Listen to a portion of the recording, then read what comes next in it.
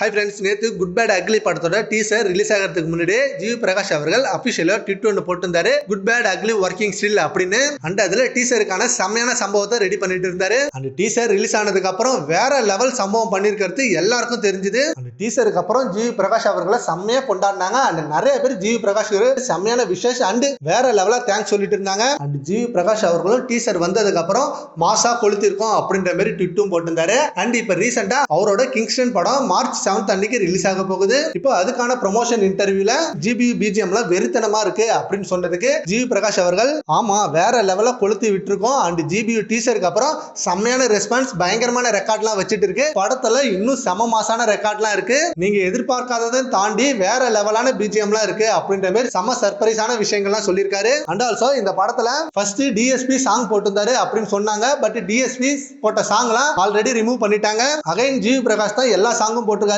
பிஜிஎம்மும் அவர் தான் போட்டிருக்காரு. DSP name remove பண்ணிட்டாங்க. நேத்து டீசர்ல கூட டிஎஸ்பியை மென்ஷன் பண்ணல. அண்ட் டீசர் வந்த சேனல்ல டிஸ்கிரிப்ஷன்ல கூட டிஎஸ்பி நேம் இல்ல.